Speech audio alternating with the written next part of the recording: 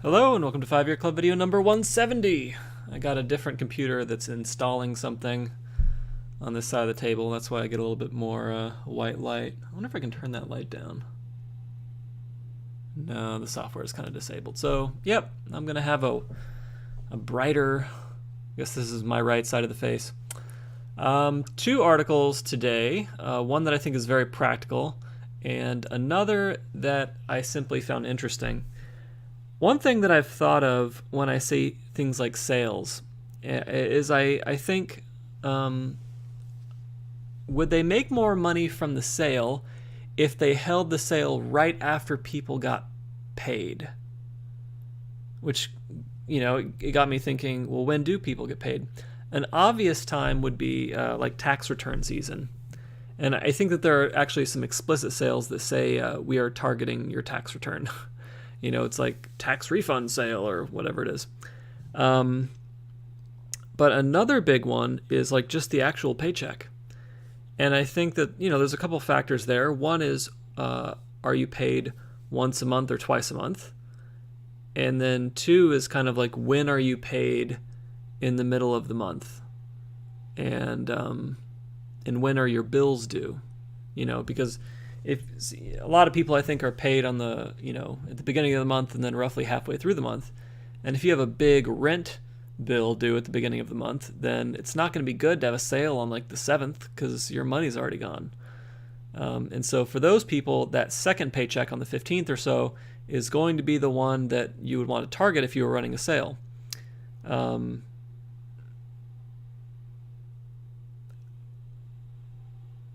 But I ran a little poll on Facebook to try and see if I could get some kind of sense on it. Only 6 people answered, though, I think. And 2/3 of them said that they had more disposable income in the second half of the month, and 1/3 of them said they had more disposable income in the first half. So, who knows? I don't know. But when I went to go look it up, I found this article that discussed consumer behavior on weekends and payday weeks, right? So Princeton, New Jersey, Gallup's daily monitoring of consumers' self-reported average daily spending in stores, restaurants, gas stations, and online finds that Americans spend the most on Saturdays, followed closely by Fridays. They spend the least on Mondays and Tuesdays. So we ratchet up that spending on Friday and Saturday. I guess that's just like the going out nights. And then on Sunday, not so much. And then Tuesday is our frugal day. Nothing's happening on Tuesday. As a result, weekend, Friday through Sunday, spending on an average daily basis far exceeds weekday spending. In part, this may result from current American lifestyles, with weekday demands leaving little time for shopping or entertainment outside the home. The findings are based on aggregated Gallup daily tracking data from January 2nd to October 21st, 2009. Well, that's exciting. I hope that doesn't mean that my RAM is bad. Sometimes that means that your RAM is bad.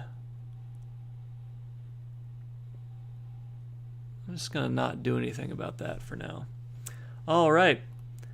Paycheck effect. Average daily spending has changed by $10 or more from week to week during most weeks since early August, with increases generally occurring in the weeks containing the first and midpoint days of each month, and declines in the other weeks.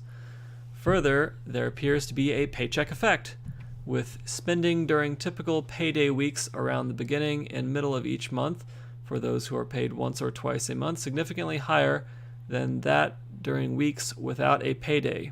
For the most part, this may reflect the fact that many Americans who are paid on a semi-monthly or monthly basis, like many who are paid weekly, still live paycheck to paycheck.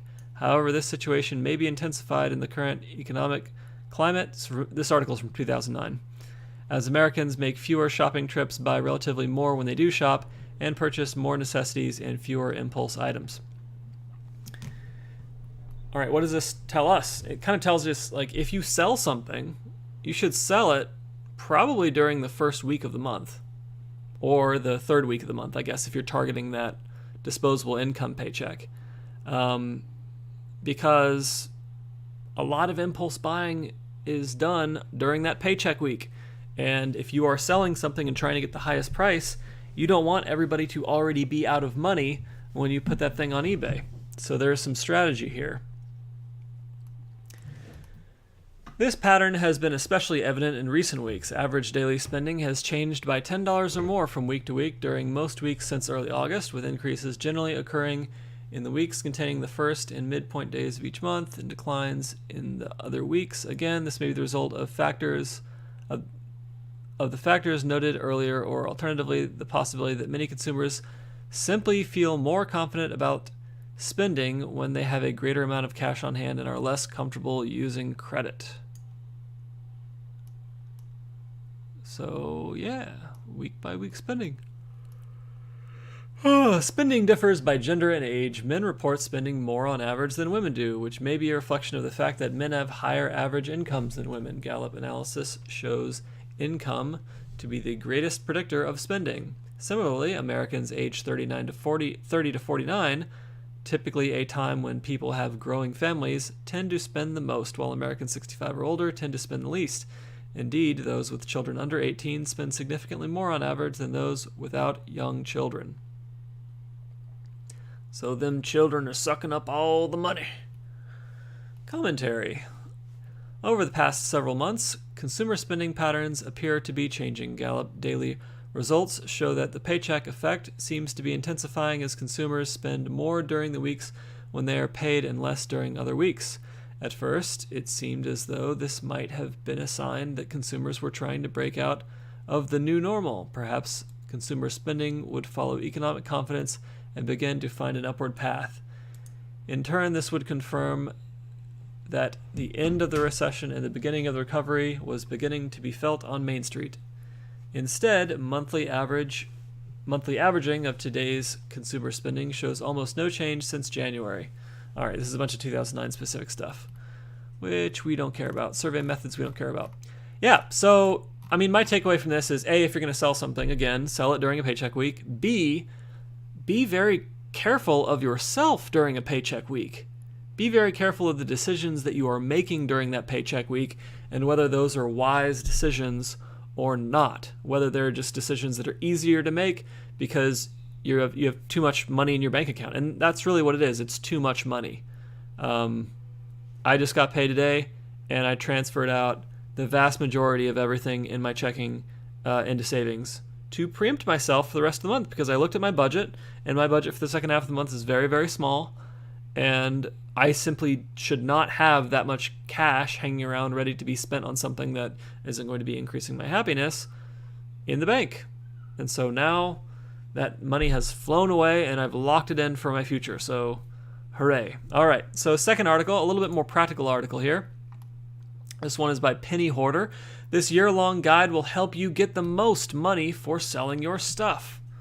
I'm not a huge fan of Penny Hoarder, but I thought this article was really nice because it kind of breaks down what you should be selling during which parts of the year. And we're just going to skip down to all the different months. January, New Year's resolutions make money. In January, you should sell workout gear because other people are going to be looking for your workout gear. And if you know that workout gear didn't help you with a fitness resolution, then sell it. You'll get more money because more people will be looking. Textbooks, if you're a student, textbooks are in high demand twice a year at the beginning of each school semester. So strategically sell your old textbooks in early January and get more money for those books. February isn't a good month for selling. I would suspect because a lot of people are paying back Christmas stuff still, but and the tax refund check hasn't arrived yet. However, last minute gifts, jewelry, I guess this could be for Valentine's Day. Yeah, that could be good. Who knows? Lingerie. Ugh. We're not talking about previously worn pieces.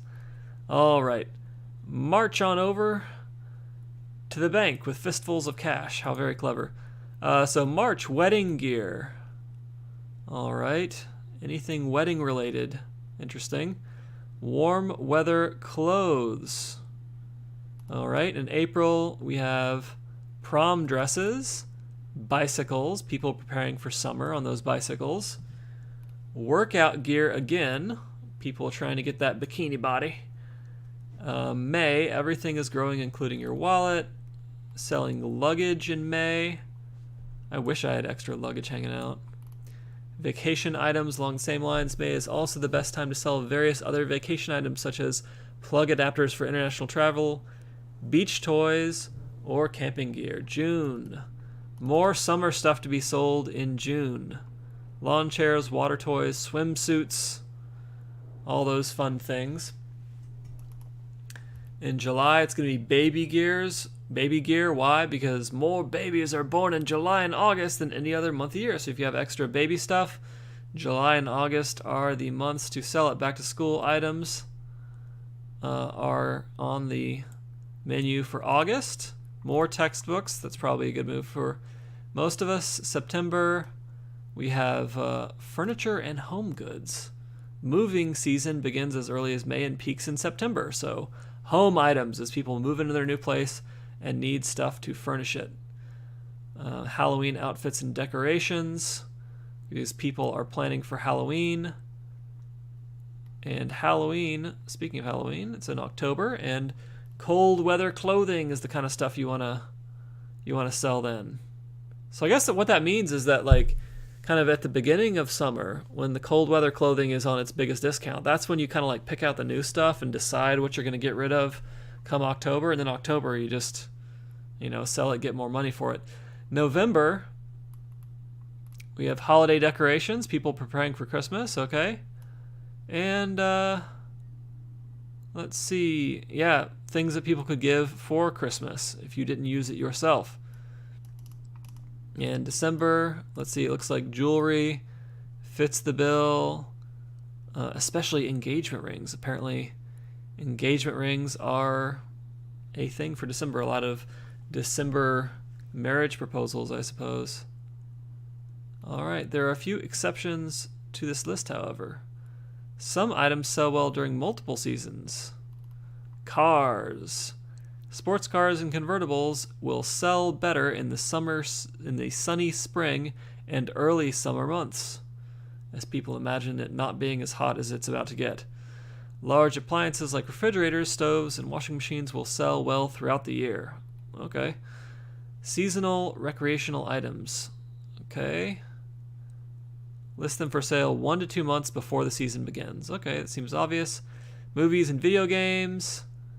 Selling these at any time of the year, but if you want to try and sell your video games and DVDs directly, try to list them strategically for sale 1 to 2 months before a movie's sequel premieres. That's very good advice. And the newest version of the game hits the shelf. Yeah, because the series or the whatever gets a little boost during that time.